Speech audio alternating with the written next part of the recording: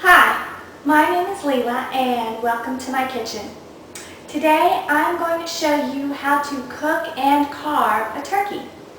So the first thing that we need to do before we start preparing our turkey is to turn the oven on to 325 degrees. So let's go ahead and do that, and then we will start preparing our turkey. Okay, so here we have our whole, fresh, young 14.5-pound turkey. And what we need to do first, usually when you get them in the grocery store, they come like this.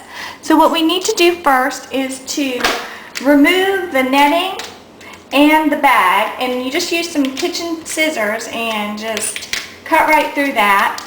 And you want to take it off the turkey, and then we can start preparing it.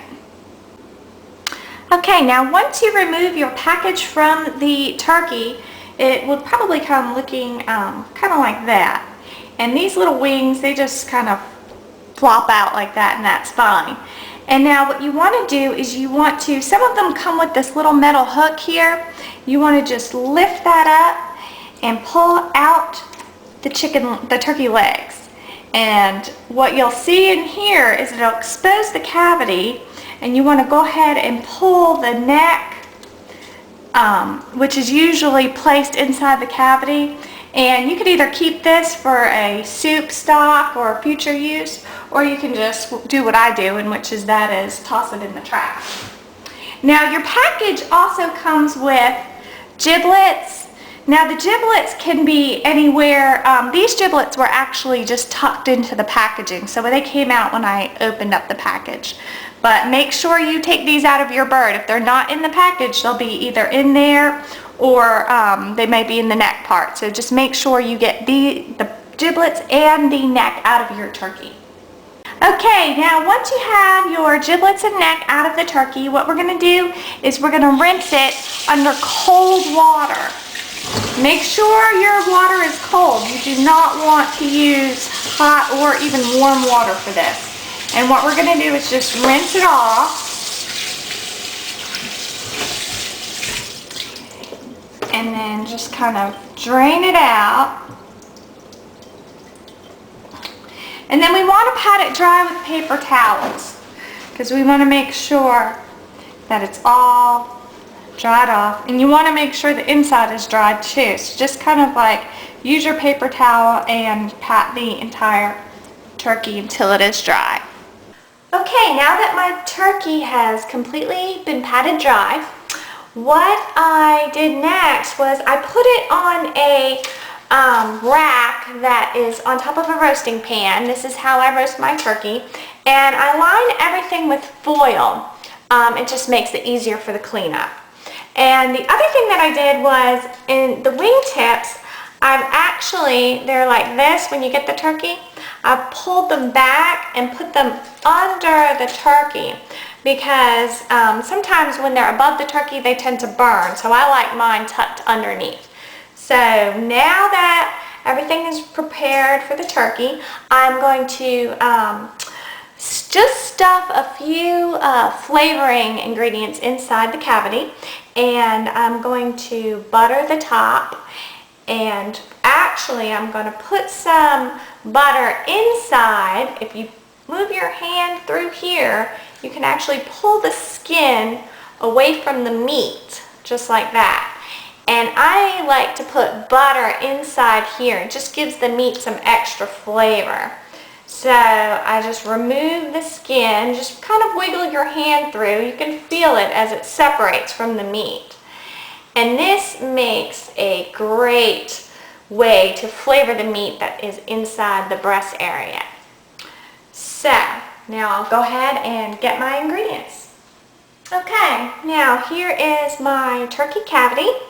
And what I'm going to do is put the ingredients inside. I'm going to start with the celery, since it's the longest. And then just the fresh herbs, stuff them in there just like that. And then we can go ahead and put the onion in. And you want to push it all the way back in there, because we've got to fit everything. And then the carrots, just like that. Now, once everything is in my turkey, I will go ahead and put the legs back into this little clip here, which makes it so much easier. Otherwise, we would have to truss the turkey. And trussing is quite easy as well. But if you don't feel like trussing the turkey, you could actually simply tie the legs together with a piece of twine. So there's my turkey. And now the next thing I want to do is add the buttered coating to it.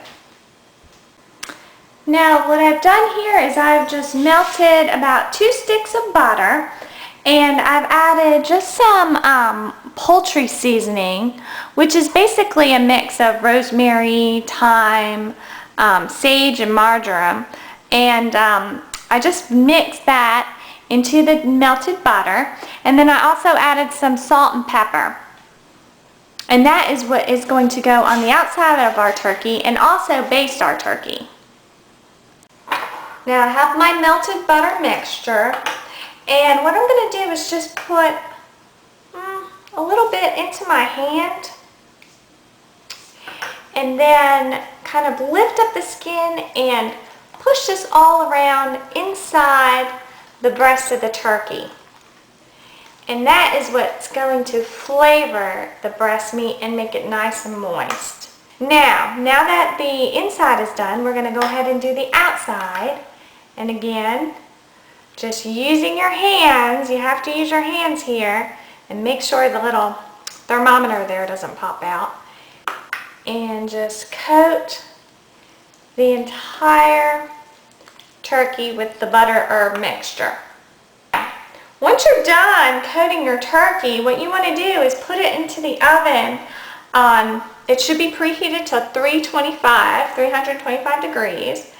And we just want to cook it for about 3.5 to 4 hours. Now what I like to do is I like to baste mine every half hour with this butter herb mixture. It gives it a nice crispy skin on top. Looks like it's ready to go into the oven. And just one more thing, actually, before it goes into the oven, we are going to put a cup of chicken broth.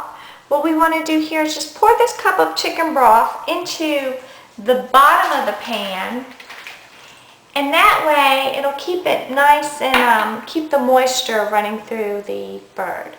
So go ahead and put the chicken broth in there, and then you can take it to your oven. Okay, now that it has been about 30 minutes, I'm going to go ahead and take out my turkey and just baste it.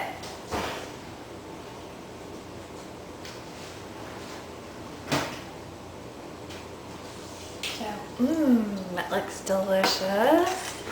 My turkey. It smells delicious, is what it is.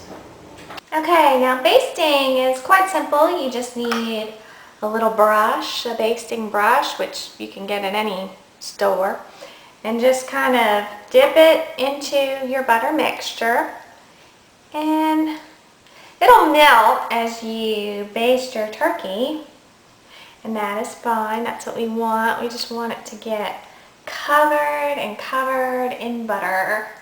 And then you just want to return it to the oven, and then wait another 30 minutes and then baste it again. Now it's been about 3 hours and our turkey thermometer popped up. And what I did as well is I took the internal temperature in the thickest part of the thigh to make sure that it was at least 165 degrees. I also took an additional temperature within the breast as well, just to be certain that our turkey is fully cooked.